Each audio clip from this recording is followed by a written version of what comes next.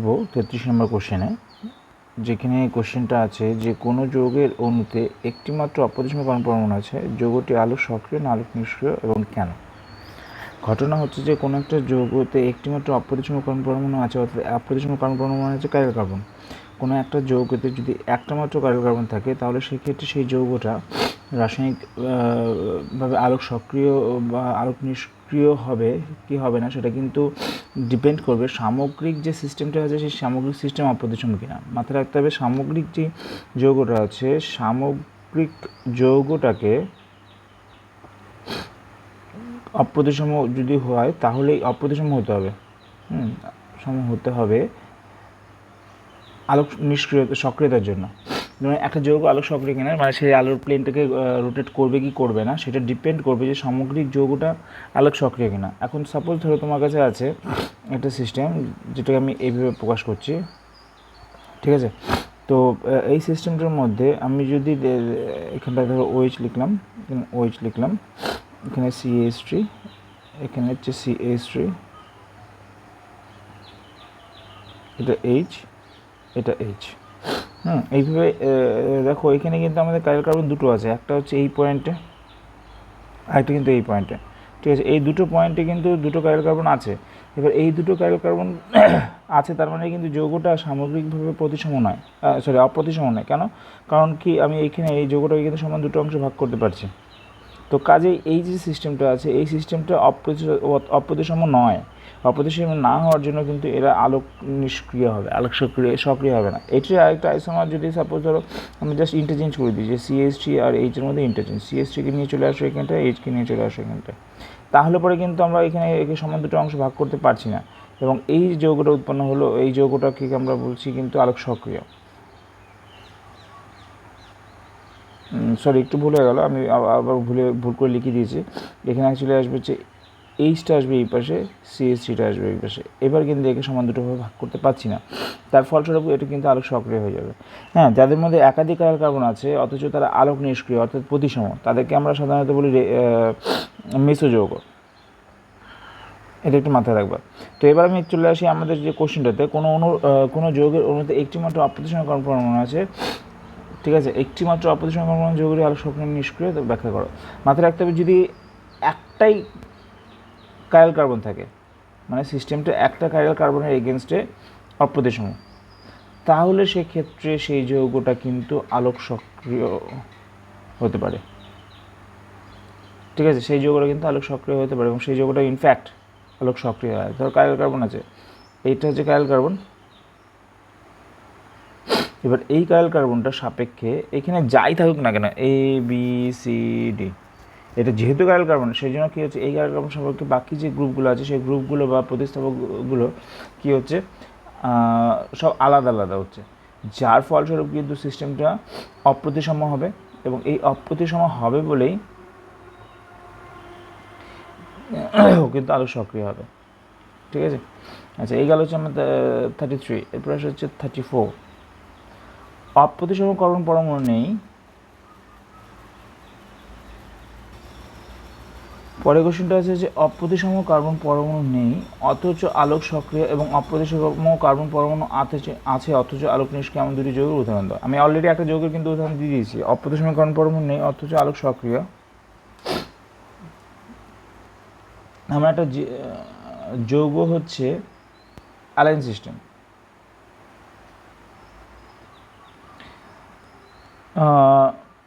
তো তার একটা এক্সাম্পল যদি দেখাতে চাই তোমাদেরকে, তাহলে সেক্ষেত্রে আসবে হচ্ছে অ্যালাইন সিস্টেমে ধরো এরকম কার্বন কার্বন যুক্ত হয়ে একাধিক ডাবল বন্ডের মধ্যে যুক্ত হতে পারে এবং লম্বা একটা বিরাট চেইন গঠন করতে পারে। এটা হচ্ছে আমাদের অ্যালাইন সিস্টেম। এবার এই অ্যালাইন সিস্টেমের ক্ষেত্রে এই পার্শ্বীয় কার্বনের যে হাইড্রোজেন বা আলাদা আলাদা কিছু আছে, তারপর ধরো এটা, ঠিক আছে। তো এই যে যৌগটা আছে এই যৌগটার ক্ষেত্রে এইখানের যে বন্ধন দুটো থাকবে সেই বন্ধন দুটো কিন্তু এই প্লেনের উপরে এবং নিচের দিকে থাকতে হবে, অর্থাৎ এইখানে যে কার্বন সংখ্যা থাকবে না এটা বেজোড় সংখ্যক থাকতে হবে। জোড় সংখ্যক থাকলে কিন্তু এই দুটো যে প্রতিস্থাপক আছে তারাও কিন্তু এই প্লেনের সঙ্গে চলে আসবে। তো আমাকে যেটা করতে হবে সেটা হচ্ছে যে এখানে বেজোড় সঙ্গে কার্বন রাখতে হবে এবং এই যে বন্ধন দুটো এই দুটো যদি আমাদের এই খাতার প্লেনে থাকে তাহলে এই দুটো বন্ধনকে খাতার প্লেনের উপরে এবং নিচে মানে আপ অ্যান্ড ডাউন এই দুটো অ্যাভাপর বিলো পজিশনে রাখতে হবে, এবং এখানেও কিন্তু তোমাকে আলাদা আলাদা গ্রুপ দিতে হবে। ধরো হাইড্রোজেন আর CH3 দাও তুমি, তাতে কোনো সমস্যা নেই। একে কিন্তু আমি সমান দুটো ভাগে ভাগ করতে পারবো না, কারণ এই যে প্লেনটা আছে এই প্লেনটা কিন্তু আমাদের এই খাতার প্লেনের সঙ্গে একদম পুরো লম্বালম্বিভাবে চলে যাবে, আর বাকি এই সিস্টেমটা কিন্তু খাতার প্লেনেই চলে আসবে। তো কাজেই বুঝতে পারছো যে এই দুটো প্লেন পরস্পরের সঙ্গে কিন্তু 90 ডিগ্রি অ্যাঙ্গেলে আছে, ঠিক আছে। মানে এই যে কোণটা আমরা যদি সাইড থেকে ভিউ করি তাহলে দেখা যাবে ওই প্লেনটা এরকম আছে আর কাছের প্লেনটা এরকম আছে। কাজে এই ক্ষেত্রে আমি একে কিন্তু সমান দুটোভাবে ভাগ করতে পারবো না। তো এই টোটাল সিস্টেমটা কিন্তু অপ্রতিসম বা অ্যাকাইরাল, এবং এই অপ্রতিসম হওয়ার জন্য কাইরাল কাইরাল হওয়ার জন্য সিস্টেমটা কিন্তু ওভারঅল আলোক সক্রিয়তা দেখাবে। অর্থাৎ এখানে দেখো কাইরাল কার্বন নেই, অথচ সে কিন্তু আলোক সক্রিয় হতে পারে। এটা একটা এক্সাম্পল যে কাইরাল কার্বন নেই অথচ আলোক সক্রিয় কিনা, এবং অপ্রতিসম কার্বন পরমাণু আছে অথচ আলোক নিষ্ক্রিয় কিনা। এটা একটু আগে তোমাদেরকে একটা এক্সাম্পল দিয়েছিলাম যে টার্টারিক অ্যাসিডের ক্ষেত্রে যদি আসো, টার্টারিক অ্যাসিডের ক্ষেত্রে লক্ষ্য করবে, টার্টারিক অ্যাসিডের ক্ষেত্রে COOH এটা হচ্ছে টার্টারিক অ্যাসিড। তো এটার মধ্যে আমাদের যদি দুটো OH গ্রুপ স্ট্রাকচারের একই পাশে থাকে, অর্থাৎ কী হচ্ছে কি সমান দুটোভাবে ভাগ করতে পারছি। এখানে কাইরাল কার্বন আছে, কিন্তু এগুলো হচ্ছে কাইরাল কার্বন, কারণ কি এই কার্বনটার সঙ্গে লক্ষ্য করে একটা গ্রুপ আলাদা গ্রুপ আলাদা গ্রুপ, এই গ্রুপটা টোটালটা একটা গ্রুপ আলাদা গ্রুপ, অর্থাৎ কার্বনগুলোর সঙ্গে আমাদের কিন্তু আলাদা আলাদা গ্রুপ আছে, অর্থাৎ এটা কাইরাল কার্বন। বাট কী হচ্ছে এরা যেহেতু টোটাল ওভারঅল সিস্টেমটা প্রতিসম অ্যাকাইরাল, সেই জন্য এই কিন্তু আলোক সক্রিয়তা দেখাবে না। এরকম যৌগকে আমরা সাধারণত মেসো যৌগ বলি। ওকে, তার মানে কী দাঁড়াচ্ছে যে এর মধ্যে একাধিক কাইরাল কার্বন আছে অথচ এরা আলোক নিষ্ক্রিয়। ওকে, এই হচ্ছে একটা যৌগ, ঠিক আছে। এটারই যদি আমরা আরেকটা সাপোজ ধরো আইসোমার করি, ধরো এটা যদি প্লাস আইসোমার হয়, অর্থাৎ এ যদি আমাদের আলোকের প্লেনকে ডান দিকে ঘোরায়, তাহলে এটা তো ঘোরাবেই না। আমার এটারই কিন্তু আলোক সক্রিয় পদার্থ কিন্তু পাওয়া যেতে পারে আইসোমার। মানে আলোক সক্রিয় আইসোমার বলতে আমরা জাস্ট কী করব, এই যে এই OH গ্রুপটা আছে সেই OH গ্রুপটাকে তার পজিশন চেঞ্জ করে দাও। পজিশন চেঞ্জ করে দিলে পরেই কিন্তু দেখো এক্ষেত্রে একে সমান দুটো অংশ ভাগ করতে পারছি না, ঠিক আছে। তো তার মানে এ তখন কিন্তু আলোক সক্রিয় হয়ে যাবে। এবং এর ক্ষেত্রে মাথায় রাখবে এর ক্ষেত্রে দুটো আইসোমার পাওয়া যেতে পারে। একটা আইসোমার যদি এটা হয় প্লাস হয়, আরেকটা আইসোমার কিনতে হবে। এবার কি করব, টোটাল সিস্টেমটাকে উল্টে দাও, ওয়েজটাকে এই পাশে নিয়ে আসো, এই ওয়েজটাকে এই পাশে নিয়ে যাও। এখানে OH, এখানে OH, এখানে H, এখানে H, এখানে হচ্ছে COOH, ঠিক আছে। এটাও কিন্তু আলোক সক্রিয়তা প্রদর্শন করবে। ওটা ডি হলে এটা হচ্ছে L আইসোমার হবে, অর্থাৎ ওটা যদি ডান দিকে ঘোরায় তাহলে এটা কিন্তু বাঁ দিকে ঘোরাবে, ঠিক আছে। তো এইভাবে কিন্তু আমাদের 34 নম্বর কোশ্চেনের উত্তর তাহলে যেটা দাঁড়ালো, একটা হচ্ছে অ্যালেন সিস্টেম যার মধ্যে কাইরাল কার্বন নেই অথচ আলোক সক্রিয়, আর একটা হচ্ছে মেসো যৌগ যার মধ্যে কাইরাল কার্বন আছে অথচ আলোক নিষ্ক্রিয়। আচ্ছা, এবার আছে SN2 SN1 বিক্রিয়ার ত্রিমাত্রিক রসায়ন চিত্র সংক্ষেপে বর্ণনা করো। দেখে নাও, আগে আসি SN1। SN1-এর ক্ষেত্রে কী হচ্ছে, আমাদের যদি ধরে নিই একটা কার্বন আছে যার সঙ্গে ধরো লিভিং গ্রুপ হিসেবে ক্লোরিন আছে। এবার এখানে তিনটে আলাদা আলাদা গ্রুপ আছে যাতে করে আমি এটাকে কাইরাল সিস্টেম বানাতে পারি, অর্থাৎ এটাকে যেহেতু ত্রিমাত্রিক বলেছি সেই জন্য কাইরাল সিস্টেম বানিয়ে ব্যাপারটা করলে ভালো হয়। এবার এটাকে স্টার মার্ক দিলাম, কারণ কাইরাল কার্বন মানে স্টার মার্ক দিতে হবে তোমাকে। এইবার আমি এটার মধ্যে একটা নিউক্লিওফাইলকে প্রবেশ করাতে চাইছি, যেহেতু SN1 রিয়াকশন সেই জন্য নিউক্লিওফাইল আগে আসবে না, আগে লিভিং গ্রুপ বেরিয়ে যাবে, বেরিয়ে গিয়ে উৎপন্ন করবে কার্বোক্যাটন। এবার কার্বোক্যাটনের ক্ষেত্রে দেখা যাবে কি, কার্বোক্যাটনের ক্ষেত্রে দেখা যাবে যে আমি একটু এঁকে নিই। হ্যাঁ, কার্বোক্যাটনের ক্ষেত্রে দেখা যাবে কি যে এরকমভাবে একটা ট্রায়াঙ্গুলার শেপেও কিন্তু অবস্থান করবে এবং তার মধ্যে একটা পজিটিভ চার্জ থাকবে, ঠিক আছে, একই প্লেনের মধ্যে। এবার ঘটনা হলো যে এই ট্রায়াঙ্গুলার শেপের মধ্যে কী হচ্ছে, এরপরে যে নিউক্লিওফাইলটা আসবে সেই নিউক্লিওফাইলটা কিন্তু এবার অ্যাটাক করবে কোথায়, এই পজিটিভ চার্জে। এইবার ঘটনা হলো যে এই নিউক্লিওফিলিক অ্যাটাকটা কিন্তু সে এই পাশ দিয়ে এসে করতে পারে, ঠিক আছে, অথবা সে কিন্তু ব্যাক সাইড দিয়েও করতে পারে। তার মানে ফ্রন্ট সাইড ব্যাক সাইড দুদিক দিয়ে কিন্তু অ্যাটাক হতে পারে। যদি ফ্রন্ট সাইড দিয়ে অ্যাটাক হয়, ঠিক আছে, তাহলে সেক্ষেত্রে যেটা উৎপন্ন হবে সেটা কি, আচ্ছা এক্ষেত্রে না আমি এটা একটু তোমাদের করে দিয়ে রাখি, এটাকে 3D করে দিই, নাহলে ওটা বুঝতে অসুবিধা হবে, ঠিক আছে। বিটা পিছন দিকে, এটা উপরের দিকে, সিটা সিএলটা একই প্লেনে আছে, সিসিএলগুলো। আচ্ছা, এবার কী হয়েছে, নিউক্লিওফাইল ফ্রন্ট সাইড যদি অ্যাটাক করে তাহলে সেক্ষেত্রে এই যে কনফিগারেশন ছিল এই অবস্থাতেই কিন্তু সিস্টেমটা থেকে যাবে, অর্থাৎ বি চলে যাবে পিছন দিকে, এ উপরের দিকে ছিল, উপরের দিকেই থাকবে, আর সি পজিশন চেঞ্জ হবে না, এই পাশ দিয়ে হবে নিউক্লিওফাইল। তার মানে যদি এটা প্লাস আইসোমার থাকে তাহলে এটাও কিন্তু প্লাসই থাকবে, প্লাস তার সঙ্গে কী হবে, একটা ব্যাক সাইড অ্যাটাক হবে, ব্যাক সাইড যখনই অ্যাটাক হবে তখনই কী হবে, এটা পুরো সিস্টেমটা কিন্তু উল্টে যাবে, অর্থাৎ তার কনফিগারেশন পুরো চেঞ্জ হয়ে যাবে। তো এখানে বি, এই এ ছিল উপরের দিকেই থাকবে, সি। কিন্তু ঘটনা হচ্ছে যে এটা দেখে কিন্তু তোমার মনে হতে পারে যে স্যার এগুলো যে পজিশনে আছে সেই পজিশনে তো থাকলো, এ ছিল উপরের দিকে, এ উপরের দিকে আছে, বি ছিল পিছন দিকে আছে, সি ছিল এদিকে। কিন্তু লক্ষ্য করবা এটা আর এটা কিন্তু পরস্পরের দর্পণ প্রতিবিম্ব, ঠিক আছে। সবসময় মাথায় রাখতে হবে যে যখন দুটো আইসোমারের মধ্যে দর্পণ প্রতিবিম্ব রিলেশনশিপ থাকে তখন তাকে বলা হয় এনানশিওমার। আবার বলছি, যখন দুটো আইসোমারের মধ্যে পারস্পরিক মানে non super impossible mirror image relationship থাকে তখন তাকে বলা হয় এনানশিওমার। এরা একে অপরের এনানশিওমার, এবং প্রত্যেকটা এনানশিওমার তার আরেকটা অপর এনানশিওমারের সাপেক্ষে অপোজিট কনফিগারেশন দেখাবে, অর্থাৎ একজন যদি রোটেশনটাকে ডান দিকে ঘোরায় আরেকজন কিন্তু সম পরিমাণে বাঁ দিকেই ঘোরাবে, ঠিক আছে। আমি জানি না কোনটা কোন দিকে ঘোরাবে প্লেনটাকে, কিন্তু ও অপটিক্যাল রোটেশন যদি ডান দিকে দেখায় তাহলে ও কিন্তু অপটিক্যাল রোটেশন বাঁ দিকে দেখাবে, ও যদি ডান দিকে দেখায় তাহলে এই আবার বাঁ দিকে দেখাবে। তো আমি আমার সুবিধা মতো আমি এটাকে নিয়ে নিয়েছি আর কি, ঠিক আছে।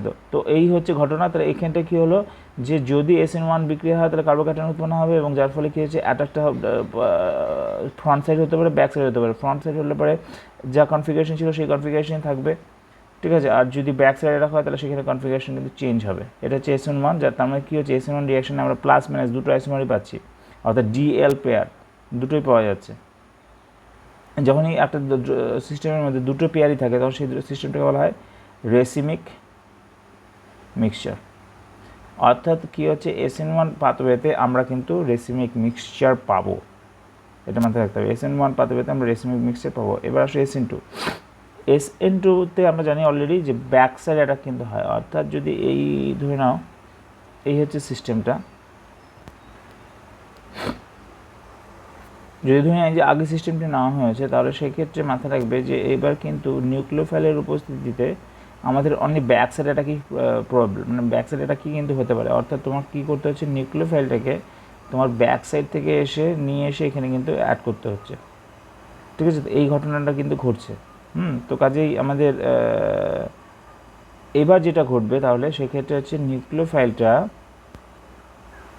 ব্যাক সাইড থেকে এসে এই কার্বনের মধ্যে বন্ধন করবে, এবং একই সঙ্গে সিএলটা কিন্তু গ্রুপের থেকে আলাদা হবে, এবং বাকি যে তিনজন আছে অর্থাৎ বি পিছন দিকে ছিল, পিছন দিকে দিয়ে দিচ্ছি, এ টপে ছিল, এ টপে দিচ্ছি, টপে বলতে খাতার উপরে অ্যাবাভ দ্য প্লেন, এবং সি এইভাবে ছিল। এই একটা মধ্যবর্তী পর্যায়ে একটা যৌগ উৎপন্ন হবে যেটা হচ্ছে ট্রানজিশন স্টেট নামে পরিচিত। মধ্যবর্তী একটা সিচুয়েশন আসবে যেটা ট্রানজিশন স্টেট নামে পরিচিত।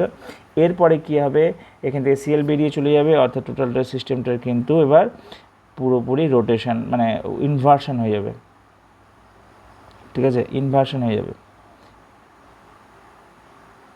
অর্থাৎ এটা যদি কনফিগারেশন প্লাস হয় তাহলে এবারে কিন্তু কনফিগারেশন হচ্ছে মাইনাস, মানে উল্টো কনফিগারেশন হবে, যার জন্য এক্ষেত্রে 100% কিন্তু ইনভার্সন হবে, ঠিক আছে। SN2তে 100% ইনভার্সন হবেই হবে,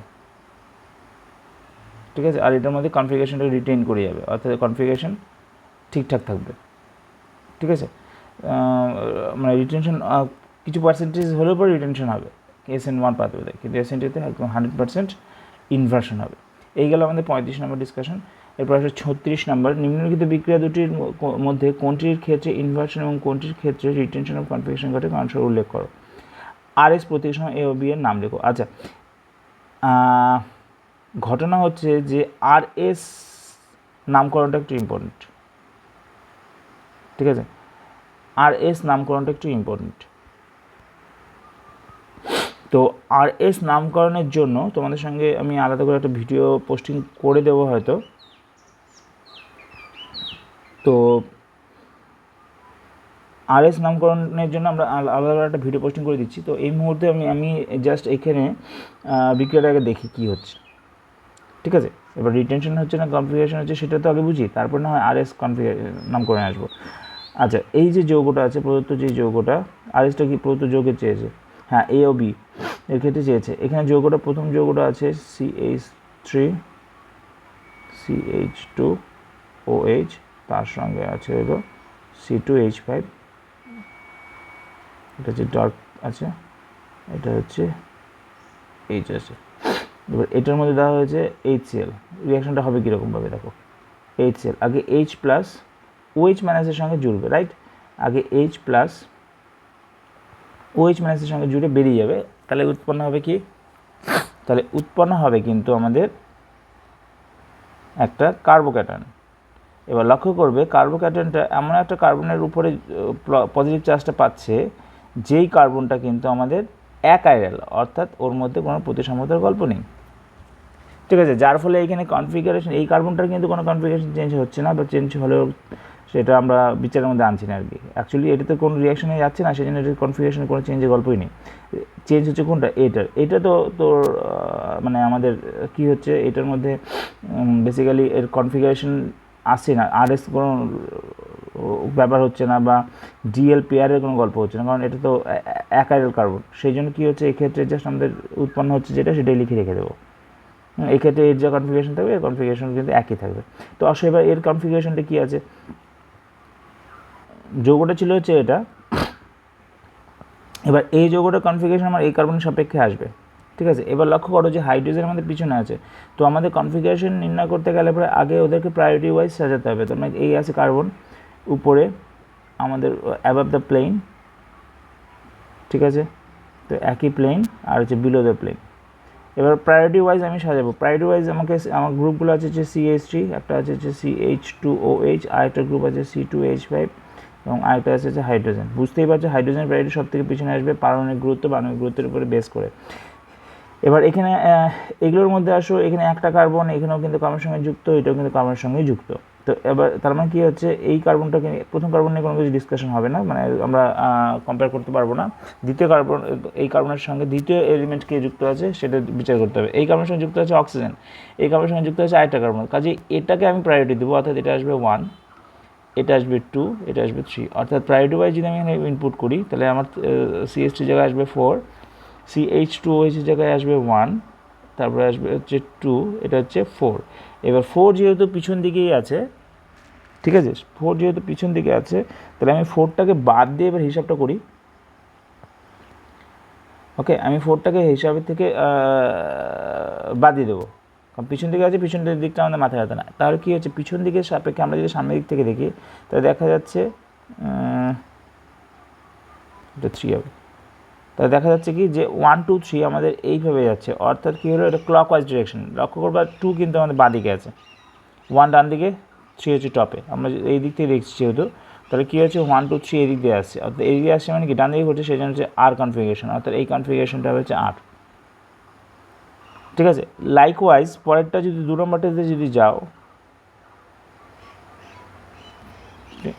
2 নম্বরে যদি আমরা যাই, আচ্ছা এটা নামকরণের ক্ষেত্রে দেখো, এটা হচ্ছে 1 নম্বর কার্বন, এটা 2 নম্বর কার্বন, এটা হচ্ছে 3 নম্বর কার্বন, এটা হচ্ছে 4 নম্বর কার্বন, ঠিক আছে, কারণ আমাকে লম্বা চেন খুঁজতে হবে। তার মানে 2 মিথাইল, 2 নম্বর পজিশনে মিথাইল আছে, তার মানে যে 2 পজিশনে হচ্ছে আর, 2R ব্র্যাকেট মধ্যে লিখে রাখো, 2 মিথাইল, যেহেতু 4টা কার্বন সেই জন্য আসবে বিউটানল, ঠিক আছে, বিউটান 1 নম্বর পজিশনে ওইচ, 2 মিথাইল বিউটানল। তো প্রথম যৌগটার নাম হচ্ছে এটা 2R, 2 মিথাইল বিউটানল। আচ্ছা দ্বিতীয় যৌগটার ক্ষেত্রে আসো, দ্বিতীয় রিয়াকশনটাকে বলি। দ্বিতীয় যৌগটার ক্ষেত্রে যেটা আছে সেটা হলো যে এই যৌগটার ক্ষেত্রে NaOH আছে, এই হিট দেওয়া আছে। লক্ষ্য করবে এই যৌগটার ক্ষেত্রে একটা বড় গ্রুপ থেকে গেছে, এটা বড় গ্রুপ থাকার জন্য কি হচ্ছে, এই বিআরটা হচ্ছে লিভিং গ্রুপের সাপেক্ষে, এই বিআরটা হচ্ছে লিভিং গ্রুপের সাপেক্ষে আমার কিন্তু এই কার্বনটার উপরে ফোকাসটা হবে, ঠিক আছে। কেন কি, কারণ এই কার্বনটার উপরেই কিন্তু আমাদের অ্যাটাকটা হবে।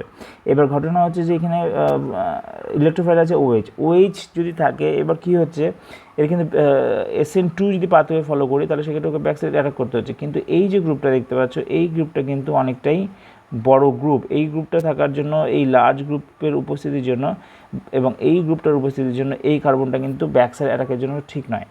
এবং যার ফলস্বরূপ কী হচ্ছে OH মাইনাস কিন্তু একে ব্যাক সাইডে অ্যাটাক করতে পারবে না। ঠিক আছে, তাহলে তাকে কী করতে হচ্ছে SN1 পাথওয়েতে কিন্তু যেতে হচ্ছে। অর্থাৎ SN1 পাথওয়েতে যদি যায় তাহলে সেক্ষেত্রে ওকে কিন্তু ঠিক এইভাবেই বিক্রিয়াতে মধ্যবর্তী পর্যায়ে একটা কার্বোক্যাটায়ন উৎপন্ন করতে হচ্ছে। ঠিক আছে, CH2 5 CH3 এটা হচ্ছে প্লাস, এই কার্বোক্যাটায়নটা উৎপন্ন করতে হচ্ছে। এবার কিন্তু OH মাইনাস সে ফ্রন্ট সাইড অ্যাটাকও করতে পারে, ব্যাক সাইড অ্যাটাকও করতে পারে। যদি ফ্রন্ট সাইড অ্যাটাক করে তাহলে সেক্ষেত্রে বিআরের জায়গায় জাস্ট আগের যে স্ট্রাকচার ছিল সেই স্ট্রাকচারের বিআরের জায়গায় আমি OH ইনপুট করে দেব। ঠিক আছে, আর যদি ব্যাক সাইড অ্যাটাক হয় তাহলে আমি কি করব, পুরোপুরি বিআরকে বার করব, এবার এই পাশ দিয়ে করে এটাকে উল্টে দেবো। অর্থাৎ C উপরে আছে হচ্ছে CH3, পিছনে আছে হলো হাইড্রোজেন, এই দিকে আছে হলো CH2 5 CH3 লিখতে পারলাম না জায়গার অভাবে, এ পাশে আছে হচ্ছে OH, এটা উৎপন্ন হবে। এবার আমাকে দেখতে হবে এটা R, যদি এটা R হয় তাহলে এটাও R, যদি এটা R হয় তাহলে এটা হবে হচ্ছে S কনফিগারেশন। ঠিক আছে, এবার আমাকে বলেছে এটা নির্ণয় করতে, যেটা R না S। চলো তাহলে সেটাও করে ফেলি। তো ঘটনা হচ্ছে যে এটা কনফিগারেশন কী আছে, এটা কনফিগারেশন বিচার করতে গেলে আমি আগেই বলেছি যে প্রসিডিউরে এগোনোর কথা, সেটা হচ্ছে কার্বন 1 2, এই আছে ডার্কেন লাইন, এই আছে হাইড্রোজেন। ঠিক আছে, হাইড্রোজেনটার ব্যাকলাইন, হাইড্রোজেন আমি জানি সবসময় 4ই হয়। ঠিক আছে, এবার এই তিনটের মধ্যে 1 নম্বর পাবে হচ্ছে ব্রোমিন, 2 নম্বর পাবে এই কার্বন, 3 নম্বর পাবে হচ্ছে এটা।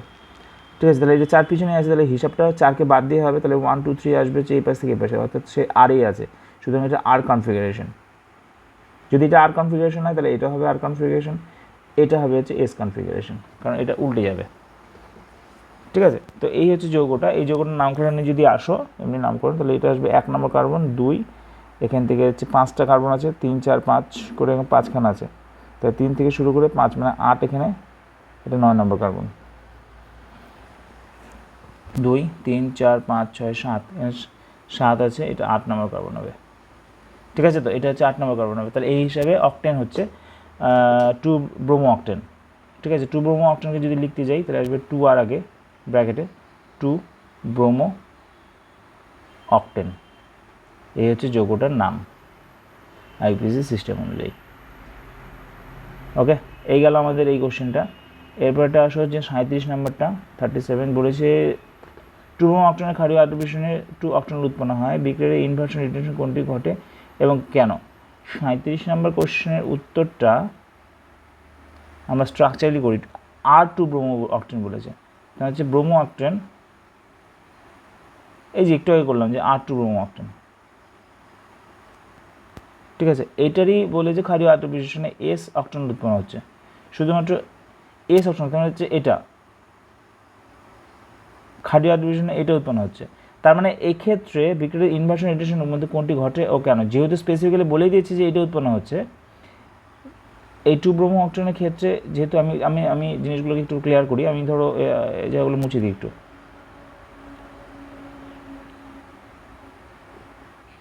তো এইটা হচ্ছে বিক্রিয়াটা অ্যাকচুয়ালি 2R2 ব্রোমো অকটেন, এখানে ছিল হচ্ছে যেহেতু R কনফিগারেশন থেকে দেখে নাও এখানে কিন্তু S কনফিগারেশন কনভার্ট হয়ে গেছে, অর্থাৎ এক্ষেত্রে ব্রোমিন যে পাশে ছিল OH কিন্তু তার উল্টো দিকে চলে গেছে, এবং এখান থেকে কিন্তু বোঝা যাচ্ছে যে এখানে পুরোপুরি 100% ইনভার্সন হয়েছে। 100% ইনভার্সন হয়েছে, তার মানে কী হচ্ছে, যেহেতু আমরা এক্সপেরিমেন্টালি পাচ্ছি যে 100% ইনভার্সনই হচ্ছে, সেটা আমি দেখি কিন্তু বুঝতে পারছি না, এটা কিন্তু আমাকে এখানে কোশ্চেনের মধ্যে কিন্তু বলে দিচ্ছে যে বিক্রিয়ার ইনভার্সন রিটেনশনের মধ্যে কোনটি ঘটে। এবং এখানে দেখো বলেছে যে 2R ব্রোমো অকটেনের ক্ষারীয় আদ্রবিশনে S 2 অক্টানল উৎপন্ন হচ্ছে। হ্যাঁ, বিক্রিয়াটিতে ইনভার্সন বা রিটেনশন কোনটি সংঘটিত হয়, যেহেতু এটা পুরোপুরি ইনভার্টেড R থেকে S হচ্ছে, সুতরাং এখানে কিন্তু ইনভার্সন হচ্ছে। এবং যদি তোমাকে বলা হয় ইনভার্সন হচ্ছে তার মানে কোন পাথওয়ে ফলো হচ্ছে, তাহলে তখন কিন্তু তোমাকে এখানে বলতে হবে SN2 পাথওয়ে ফলো হচ্ছে। ঠিক আছে, এই গেল আমাদের 37। এরপরে আসে 38 নম্বর। ডিএল ল্যাকটিক অ্যাসিডে ডি এবং এল বলতে কী বোঝায়, D plus L minus. D plus আর এল মাইনাস একটা সত্যি কথা বলতে ত্রিমাত্রিক যে সমবায়বগুলো থাকে সেই সমবায়বগুলোর মানে নোটেশনের জন্য এটাকে ইউজ করা হয়। ঠিক আছে, বেসিক্যালি দুটো আলোক সক্রিয় পদার্থ আছে, যৌগ আছে বা আসমান আছে, তাদের একটা যদি প্লাস হয় একটা মাইনাস হয়, এটা কিন্তু এক্সপেরিমেন্টালি আমরা বুঝতে পারি। কিন্তু ঘটনা হচ্ছে যে ওর যে গ্রুপগুলো থাকে বা কাইরাল কার্বনের সাপেক্ষে যে গ্রুপগুলো থাকে সেই গ্রুপগুলো ঠিক কোন দিকে বিন্যস্ত আছে মানে 3 ডাইমেনশনে সেটা কিন্তু বোঝা যায় না। সেটা বোঝার জন্য আমরা যেই প্রথম যেই মানে কী বলবো ফিশার রেজোন্যান্স পদ্ধতি আছে, যে পদ্ধতির সাহায্যে এটা প্রকাশ করা হয় সেটা হচ্ছে ডিএল পদ্ধতি, ক্যাপিটাল ডি ক্যাপিটাল এল। আগে এটা কিন্তু ছিল স্মল ডি স্মল এল। লক্ষ্য করবে অপটিক্যাল রোটেশন ডান দিকে হলো ডেক্সট্রোরোটারি, বাঁ দিকে হচ্ছে লিভো রোটারি, ঠিক আছে। কিন্তু এখানে কিন্তু ডিএল বলতে বেসিক্যালি একটু ক্যাপিটাল ডি ক্যাপিটাল এল, ঠিক আছে। এইবার কি হচ্ছে এই ডিএল নামকরণের জন্য বা ডিএল নোটেশনের জন্য আমাদের কি করতে হবে, আমাদের যৌগটার দিকে তাকাতে হবে। ধরো আমাদের এখানে যেহেতু ল্যাকটিক অ্যাসিড দিয়েছে, ল্যাকটিক অ্যাসিডের ক্ষেত্রে ল্যাকটিক অ্যাসিডের সংকেত হচ্ছে এটা। সেই আগের মতোই কাইরাল কার্বনের সাপেক্ষে কিন্তু আমাদের এই ইয়েটা হবে, মানে ডিএলটা হবে, বিকজ আমরা কিন্তু অপ্রতিসম কার্বনের কিন্তু ডিএল কনফিগারেশন করি। আবার বলছি অপ্রতিসম কার্বন মানে কাইরাল কার্বনের কিন্তু আমাদের ডিএল নোটেশন হবে, ঠিক আছে। যে similar to RS notation, RSO যেরকম কাইরাল কার্বনের সাপেক্ষে হয় সেরকম ডিএল নোটেশনটাও কিন্তু কাইরাল কার্বনের সাপেক্ষেই হবে, ঠিক আছে। তো এই হচ্ছে কাইরাল কার্বন ধরে নাও। এবার যেহেতু আমাদের ল্যাকটিক অ্যাসিড বলে দিয়েছে, এখানে ল্যাকটিক অ্যাসিডের সঙ্গে যে COOH আর এদিকে হচ্ছে OH, এখানে চলে আসবে হচ্ছে একটা CH3 আর এখানে চলে আসবে আমাদের H, ঠিক আছে। তো আমাদের যেটা রুলস সেটা হচ্ছে 1 নম্বর কার্বনকে সবসময় টপে রাখতে হবে। ফিশার পজিশনে তাই করতে হবে, আমাকে 1 নম্বর কার্বনকে সবসময় টপে রাখতে হবে। ইনফ্যাক্ট মোর অক্সিডাইজেবল গ্রুপ যেটা অক্সিডেশন হয় বা যেটা 1 নম্বর কার্বন সেটাকে আমাকে টপে রাখতে হয়, ওকে। এবং সবথেকে লাস্ট কার্বনটাকে রাখতে হয় বটমে, ঠিক আছে। তার মানে যে 1 নম্বর কার্বন উপরে আছে, সবথেকে লাস্টে যেটা আছে সেটা হচ্ছে এই বটমে আছে। এইবার এই দুটো সিস্টেম, এই এতটুকু সিস্টেমকে আমাদের কি করতে হচ্ছে, বাদ দিতে হচ্ছে। অর্থাৎ কী হলো, এতটুকু সিস্টেমটাকে আমরা হিসাবের মধ্যে আনবো না। এবার লক্ষ্য করো তোমার কাছে আছে দুটো গ্রুপ, একটা হচ্ছে এটা, একটা হচ্ছে এটা। এই দুজনের মধ্যে প্রায়োরিটি ওয়াইজ এটা আগে আসে, এটা হচ্ছে 2 নম্বর। যেটার প্রায়োরিটি আগে আসে সেটা কোন দিকে আছে দেখতে হবে, সেটা আমাদের সাপেক্ষে ডান দিকে আছে। ডান দিকে আছে বলে মানে হচ্ছে এখানে আমরা লিখব ডি, ঠিক আছে। এটা হচ্ছে ডি, ওকে। আর যদি এটির আরেকটা আইসোমার নাও, এখানে আছে OH, এখানে আছে H, এখানে আছে CH3, সে আগের মতো প্রায়োরিটি ওয়াইজ এটা কোন দিকে আছে, বাঁ দিকে আছে, তখন এটাকে লেখা হবে এল, ওকে। এইবার সাপোজ ধরো এটা অপটিক্যাল রোটেশন ডান দিকে ঘোরাচ্ছে, তো যার জন্য আমরা লিখবো হচ্ছে ডি ব্র্যাকেট হচ্ছে প্লাস। আলোটাকে ডান দিকে ঘোরালে অপটিক্যাল রোটেশন যদি পজিটিভ দেখায় তাহলে সেক্ষেত্রে প্লাস হবে, প্লাস ল্যাকটিক অ্যাসিড, ঠিক আছে। এটা তাহলে সেটা কী হবে, বাঁ দিকে ঘোরাচ্ছে আলোটাকে, সেই জন্য হবে এল মাইনাস ল্যাকটিক অ্যাসিড,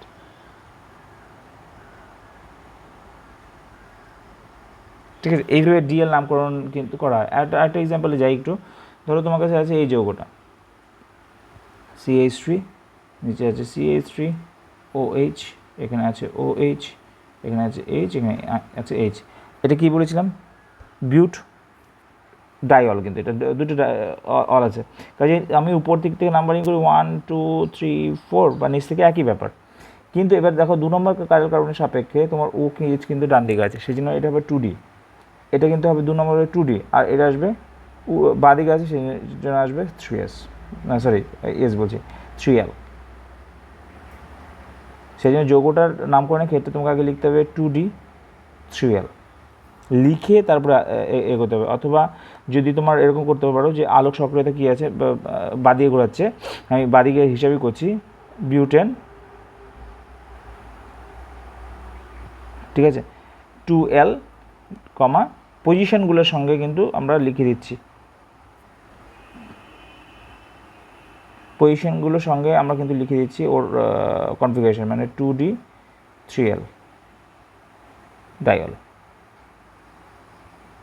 ঠিক আছে। 2 নম্বর পজিশন, 3 নম্বর পজিশনে ওর অল আছে দুটো, সেই জন্য ডাইঅল 2D 3L, ওকে। এই হচ্ছে ডিএল নামকরণ। এরপরে কোশ্চেনটা যেটা আছে সেটা হচ্ছে রেসিং মিশ্রণ এবং মেসো যৌগের আলোক নিষ্ক্রিয়তার পেছনে কারণ কি। রেসিং মিশ্রণের ক্ষেত্রে আমি বলেছিলাম যে রেসিং মিক্সচার হচ্ছে সেটা যেটার মধ্যে প্লাস এবং মাইনাস দুটো আইসোমারই একটা দ্রবণের মধ্যে থাকবে, যে মিক্সচারটার মধ্যে প্লাস আইসোমার এবং মাইনাস আইসোমার দুটোই থাকবে। ঠিক আছে, এই প্লাস আইসোমার আর মাইনাস আইসোমার সমপরিমাণে যদি থাকে তাহলে সেক্ষেত্রে ওর মধ্যে থেকে আলোক যদি পাঠানো হয়, পোলারাইজড লাইট যদি পাঠানো হয়, তাহলে একটা আইসোমার আলোকে যদি ডান দিকে ঘোরায় আরেকটা আইসোমার কিন্তু আলোকে বাঁ দিকে ঘোরাবে এবং সমপরিমাণে ঘোরাবে। তার ফলে ওভারঅল যখন আলোটা বেরোবে সেই আলোটার কিন্তু কোনো রকম তার প্লেনটার অভিমুখের কিন্তু কোনো পরিবর্তন হবে না, অর্থাৎ সে অপটিক্যালি ইনঅ্যাক্টিভিটি দেখাবে। ঠিক আছে, এটাই কারণ যে রেসিমিক যৌগে আলোক নিষ্ক্রিয়তা। আর মেসো যৌগের ক্ষেত্রে যদি আসো, মেসো যৌগের ক্ষেত্রে দেখা যাবে যে একটা পার্ট যদি আলোকে ডান দিকে ঘোরায় তো আরেকটা পার্ট, লক্ষ্য করবে একটা পার্ট যদি এস হয় কনফিগারেশন, আরেকটা পার্টসে কিন্তু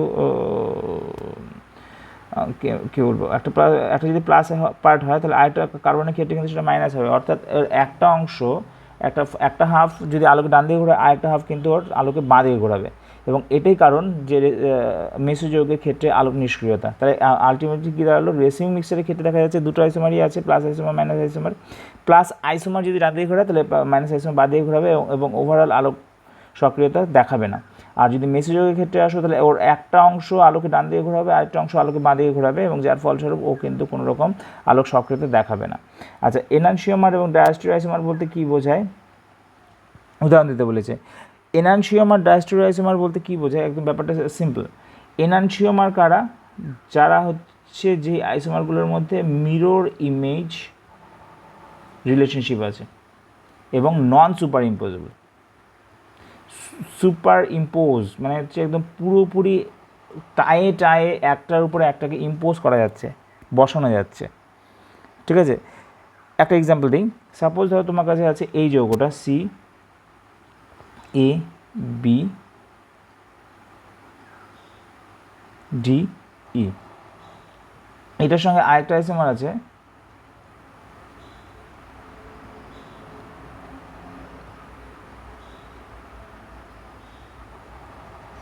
ঠিক আছে, এই হচ্ছে দুটো যৌগ। এই দুটো যৌগ দেখো একজন একজনের কিন্তু মিরর ইমেজ, হ্যাঁ, একজন একজনের কিন্তু মিরর ইমেজ রিলেশনশিপ ওকে বহন করছে, কিন্তু এদেরকে পিক আপ করে নিয়ে এসে তুমি যতই রোটেট করো যা কিছু করো একজনের উপর একজনকে কিন্তু ইম্পোজ করা যাবে না। মানে সি এর সঙ্গে সিকে ইম্পোজ যদি করো, এ এর সঙ্গে একে ইম্পোজ যদি করো, ঘুরিয়ে টুরিয়ে বি এর সঙ্গে বিকে যদি ইম্পোজ করো, দেখবে যে ডি এর সঙ্গে ই এর কিন্তু সুপার ইম্পোজ হবে না। এই যে রিলেশনশিপ, মিরর রিলেশনশিপ, এই রিলেশনশিপটাকে নাম দেওয়া হচ্ছে কি এনানসিওমেরিজম। এবং এই যে আইসোমার দুটো এটাকে একে অপরের এনানসিওমার বলা হয়। আর যদি মিরর ইমেজ রিলেশনশিপ না থাকে, দুটো আইসোমার কিন্তু মিরর ইমেজ রিলেশনশিপ নেই, তাহলে সেক্ষেত্রে আমরা কিন্তু তাকে কি বলবো হচ্ছে ডায়াস্টেরিওমার। ঠিক আছে, একটা এক্সাম্পল দিই তোমাকে, আমাদের জানা পরিচিত একদম, CH3OH OH CH3। ঠিক আছে, এটা হচ্ছে মেসো যৌগ, হলো একটু আগে করেছিলাম, এটারই এনানসিওমার। দর্পণ প্রতিবিম্ব করে দাও, OH OH CH3, এটার এনানসিওমার। কিন্তু এটারই তুমি যদি আরেকটা আইসোমার নাও যেটা অপটিক্যাল অ্যাক্টিভ,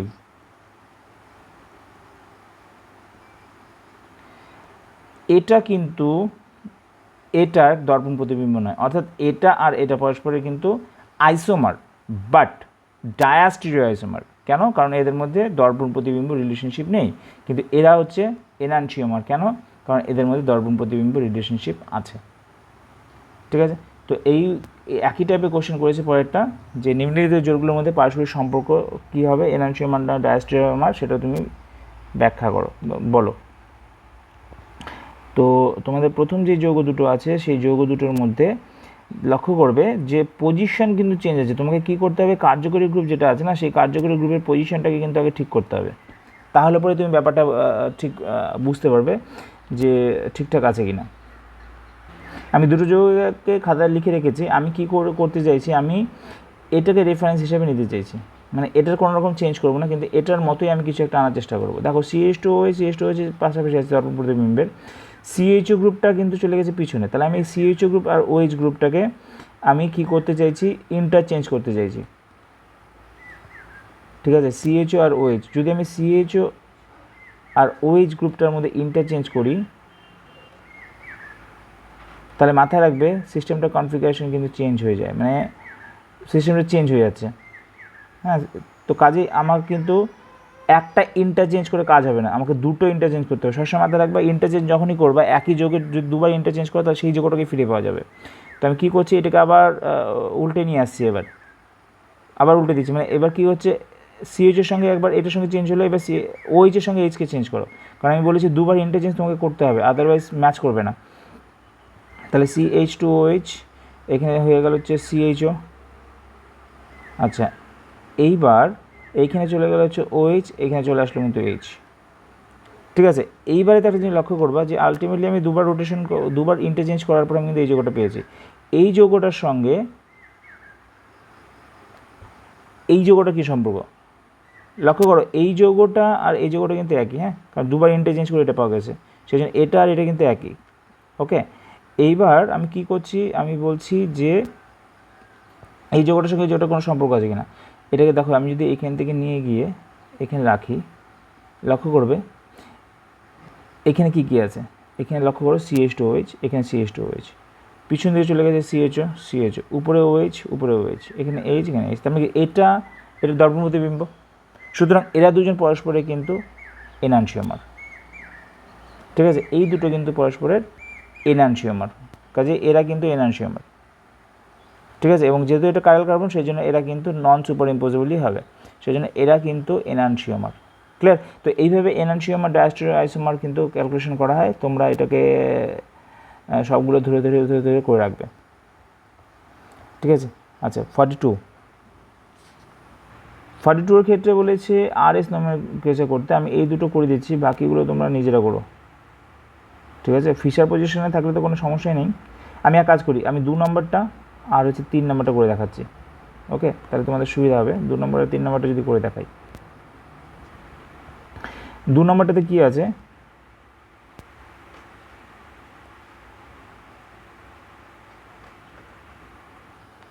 দু নম্বরটা আছে এরকম, হাইড্রোজেন কার্বন আর CH3 একই প্লেনে আছে, মানে আমাদের খাতা প্লেনে আছে, পিছন দিকে চলে গেছে C2H5, ব্রোমিন চলে এসেছে উপরের দিকে। ঠিক আছে, তো কাজেই আমরা যেটা করব সেটা হচ্ছে যে আমাদের ভিউটা হবে এদিক থেকে, এবং হাইড্রোজেনটা যাতে আমাদের ওই দিক থেকে দেখলে পরে হাইড্রোজেনটা পিছন দিকে চলে যায়, তাই তো আমাদের থেকে যতটা সম্ভব দূরে থাকতে হয়। হাইড্রোজেন থেকে দূরে থাকতে গেলে আমাদের এই পাশে দেখতে হবে। এবার এই পাশ থেকে যদি আমরা দেখি তাহলে স্বাভাবিকভাবে CH3 থাকবে উপরে, C2H5 থাকবে হচ্ছে এই পাশ দিয়ে, আর হচ্ছে Br থাকবে হচ্ছে এই পাশ দিয়ে। ওকে, অ্যাকচুয়ালি হাইড্রোজেনটা চলে গেছে পিছন দিকে। হ্যাঁ, আমাদেরকে হাইড্রোজেনকে পিছন দিকে দেখতে গেলে এই ভিউটা করতে চাই। হাইড্রোজেনকে আমি পিছন দিকে কেন দেখতে চাইছি, কারণ প্রায়োরিটি ওয়াইজ হাইড্রোজেনের পজিশন সবচেয়ে লাস্টে আসে। এবার দেখো এখানে 1 নম্বর প্রায়োরিটি এটার, 2 নম্বর এটার, 3 নম্বর প্রায়োরিটি হচ্ছে এটার, অর্থাৎ 1 2 3 এই বরাবর থাকছে। যেহেতু এটা এই বরাবর ঘুরছে সেই জন্য এটা হচ্ছে S কনফিগারেশন।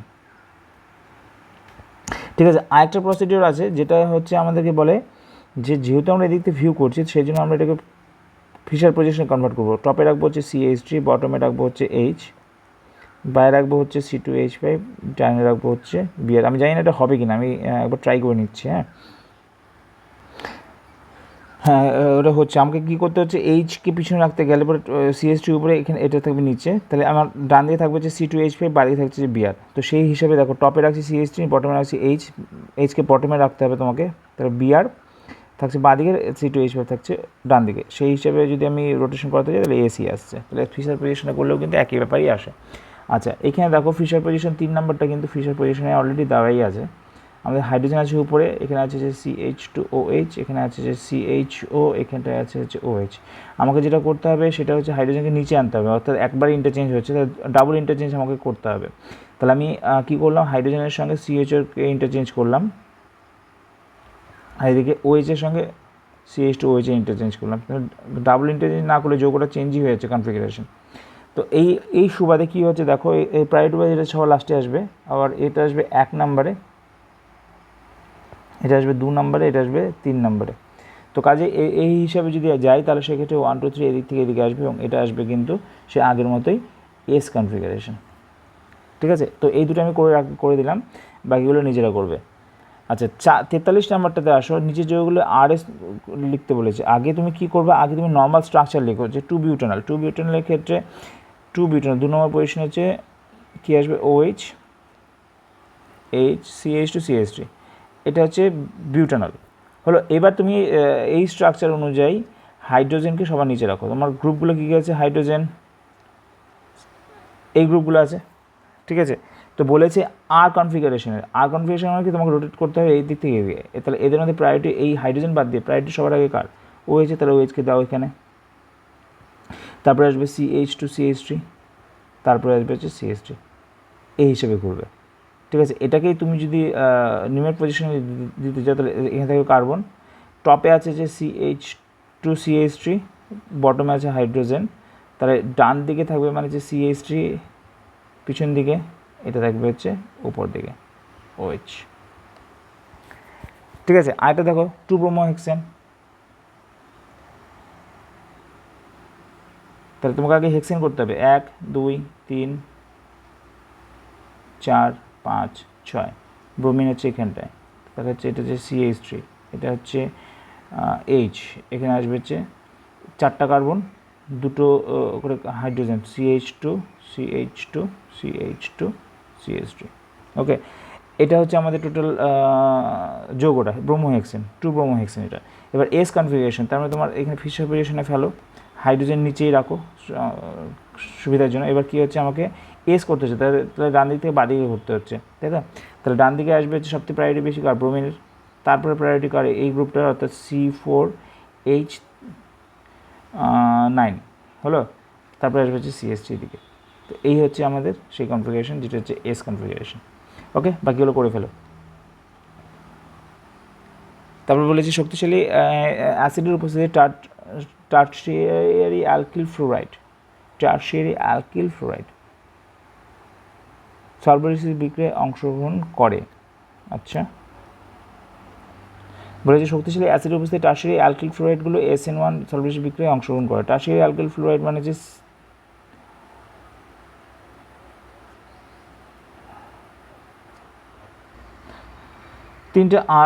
তিনটা কার্বনের সঙ্গে যুক্ত থাকবে, এটা হচ্ছে টার্সিয়ারি কার্বন, এই কার্বনের সঙ্গে ফ্লোরিন আছে। এর সঙ্গে যে সলভোলাইসিস মানে ধরো যে কোনো একটা কী বলবো সলভেন্ট যখন রিয়াকশন করে তখন তাকে সলভোলাইসিস বিক্রিয়া বলা হয়। তো যাই হোক, আমাদের সলভেন্ট ধরে নাও এটা এটা নিউক্লিওফিলিক বিক্রিয়াটা হয়, এই যখন এর সঙ্গে রিয়াকশন করে এটাকে বের করে দেয়। অর্থাৎ এখানটায় যেটা বলেছে আমাদের সেটা হলো যে সলভোলাইসিস বিক্রিয়া SN1 বিক্রিয়ায় অংশগ্রহণ করে। কারণ কি, তার মানে SN1 বিক্রিয়া হয়, তার মানে কি লিভিং গ্রুপটা কিন্তু আগে বেরোবে, তার মানে আগে ফ্লুরিনটা বেরোবে, উৎপন্ন হবে এটা একটা কার্বোক্যাটায়ন, তারপরে গিয়ে কিন্তু সলভেন্টের যে নিউক্লিওফাইলটা আছে গিয়ে অ্যাটাক করবে। তো এখানে প্রথমে কী হয়েছে, একটা কার্বোক্যাটায়ন উৎপন্ন হচ্ছে। এখানে কি হলো দেখো, এখন লক্ষ্য করবে যে SN1 বিক্রিয়ার ক্ষেত্রে আমাদের যেটা হয় সেটা হচ্ছে SN1 বিক্রিয়া সাধারণত আগে উৎপন্ন হয় কি, আগে উৎপন্ন হয় হচ্ছে একটা কার্বোক্যাটায়ন। যেহেতু 3 ডিগ্রি সিস্টেম থেকে 3 ডিগ্রি কার্বোক্যাটায়ন উৎপন্ন হয়, যেটা কিনা অনেক বেশি স্টেবল, সেই জন্য কিন্তু প্রক্রিয়াটা SN1 পাথওয়েতে সংগঠিত হবে। এবার SN2 পাথওয়েতে সংগঠিত হতে গেলে একে কিন্তু ব্যাক সাইড এটা করতে হবে, কিন্তু ব্যাক সাইডে কী হচ্ছে, স্টেরিক্যালি বা স্থানের অভাব আছে, সেই জন্য এক্ষেত্রে মাথায় রাখতে হবে যে SN2 পাথওয়ে কিন্তু ফলো হবে না, যেহেতু এটা 3 ডিগ্রি সিস্টেম আছে, 3 ডিগ্রি অ্যালকিল ফ্লোরাইড আছে সেই জন্য, ঠিক আছে। এরপরে বিক্রিয়াগুলো আছে SN1 বিক্রিয়ার ক্ষেত্রে নিজ যৌগগুলোকে এতে সক্রিয়তা কম অনুযায়ী সাজাও। তাহলে আমাকে দেখতে হবে যে SN1 বিক্রিয়ার ক্ষেত্রে আগে একটা কার্বোক্যাটায়ন উৎপন্ন হবে এবং সেই কার্বোক্যাটায়নের স্থায়িত্বের উপর ডিপেন্ড করবে যে বিক্রিয়ার বেগ কী হবে। তো এখানে লক্ষ্য করো, এখানে আছে যে লিভিং গ্রুপ হিসেবে ক্লোরিনকে বাদ দিয়ে যৌগটা লিখবো, এখানেও লিভিং গ্রুপ ক্লোরিন, এখানে লিভিং গ্রুপ ক্লোরিন, কাজে ক্লোরিনটাকে বাদ দিয়ে আমাদের যৌগগুলোকে লিখতে হবে। একটা হচ্ছে এটা, আর একটা হচ্ছে এটা, আর একটা হচ্ছে এটা, এটার উপরে প্লাস, এটার উপরে প্লাস, এটার উপরে প্লাস, সবগুলোই তো 2 ডিগ্রি। তাহলে আমি কম্পেয়ার করবো কী করে, এবার তোমার বন্ধন কোণ দেখতে হবে, এটা হচ্ছে 120 ডিগ্রি, এটার বন্ধন কোণ 360 ডিভাইডেড বাই হচ্ছে 5, এটা 72 অ্যারাউন্ড 72 মতো আছে, আর এটা 90 ডিগ্রি অ্যারাউন্ড। তো কাজে এখানে লক্ষ্য করবা সবথেকে বেশি স্ট্রেন, হ্যাঁ সবথেকে বেশি স্ট্রেন, যেহেতু আমাদের কার্বোক্যাটায়নের সাধারণত sp2 হ্যাবিটেশন হয়, তাহলে বন্ধন কোণ 120 ডিগ্রি হওয়ার কথা ছিল, সেটা হচ্ছে সবচেয়ে স্টেবল। তাহলে এই স্টেবল পজিশনে যেতে গেলে, ঠিক আছে, স্টেবল পজিশনে তোমাকে যদি যেতে হয় 120 ডিগ্রি কাছাকাছি, তাহলে সেটা কিন্তু আছে এখানে, তোমার এটা হচ্ছে সবচেয়ে স্টেবল হলো। এটা হচ্ছে আমাদের সবচেয়ে স্টেবল যৌগ মানে কার্বন। এখানে না বন্ধন কোণ দিয়ে ব্যাখ্যা না করে আমি একটা নর্মাল থিওরি তোমাদেরকে বলে রাখি, সেটা শুনে রাখো। ঘটনা হচ্ছে যে মেম্বার যত 6 মেম্বার রিং থেকে কমতে কমতে কমতে মেম্বার কমতে থাকবে, মানে যেরকম এখানে এটা 3 নাম্বার তিনটে কার্বন মিলে হয়েছে, এটা 5টা কার্বন মিলে হয়েছে, এটা 4টে কার্বন মিলে হয়েছে, এরকম যখন কার্বন সংখ্যা কমতে থাকবে তত কিন্তু সেই সাইক্লিক সিস্টেমটার মধ্যে স্ট্রেন আসবে। মানে তোমাকে কী করতে হচ্ছে, দেখো এইখানটায় কিন্তু তোমাকে বন্ডটাকে অনেক বেশি ব্যাকাতে হচ্ছে, তাই কি না? এখানে বন্ডটা অনেক বেশি ব্যাকাতে হচ্ছে, এখানে কিন্তু বন্ডের বাঁকানোর পরিমাণ কম, এখানে বন্ডটাকে এর তুলনায় ব্যাকাতে হচ্ছে বেশি, কিন্তু আবার এর থেকে কম। তো যার ফলে সামগ্রিক যে যৌগটা আছে সেই যৌগটার মধ্যে স্ট্রেন কী আছে সেটা কিন্তু ডিপেন্ড করছে এদের কত বেশি বাঁকানো হয়েছে। এখানে কিন্তু দেখো বন্ধন বাঁকানোর পরিমাণ সবচেয়ে কম, যার ফলস্বরূপ কিন্তু এটা সক্রিয়তা সবচেয়ে বেশি হবে। আর তার সক্রিয়তার বিচারে আমি যদি যাই তাহলে এটা হবে 1 নম্বর সক্রিয়, মানে সবচেয়ে বেশি স্টেবল, অর্থাৎ 1 নম্বর হবে ও সক্রিয়, কারণ ও কার্বোকার্বন সবচেয়ে বেশি স্টেবল দেবে। তারপরে দেবে হচ্ছে 2 নম্বর এটা, তারপরে 3 নাম্বার দেবে হচ্ছে এটা। এটা কিন্তু জাস্ট একটা সিম্পল একটা ট্রিক্স, হ্যাঁ, সেই সিম্পল ট্রিক্স দিয়ে ব্যাখ্যা করা হচ্ছে যে যদি যত মেম্বারশিপ বেশি হবে, যদি 6 জন থাকতো তাহলে আরও ভালো হতো।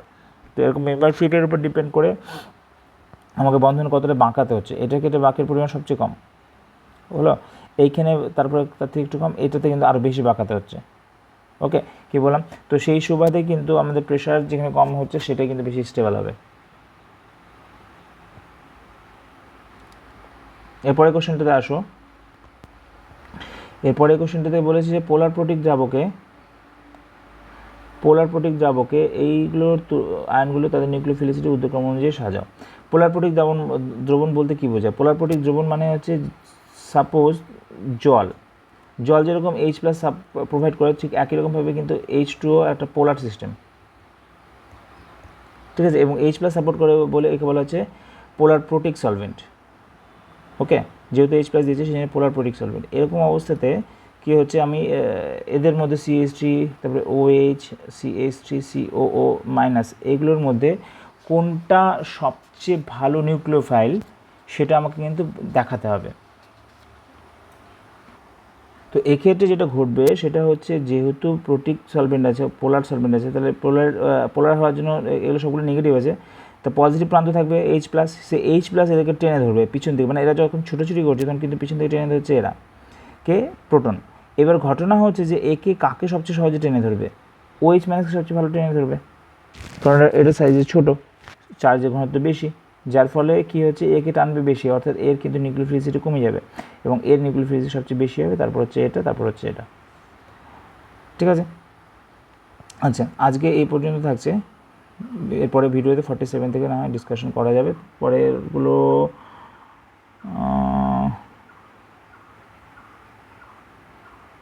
এগুলো তোমরা নিজেরাই করতে পারবে, ঠিক আছে। 49টা আমি বলে দিচ্ছি। 49-এর ক্ষেত্রে যদি আসো তোমরা, বলেছে HCN মাইনাস, মানে কোন ক্ষেত্রে বিক্রিয়াটা তাড়াতাড়ি হবে এবং কেন। লক্ষ্য করবে এখানে HCN মাইনাস আছে এবং CH3 CH2 Br আছে, ব্রোমিন দেওয়া আছে, ETOH H2 দেওয়া আছে। ETOH H2 মানে কি? অ্যালকোহলের মাধ্যমে, তার মানে হচ্ছে এটা SN2 পাথওয়েতে বিক্রিয়াটা হবে।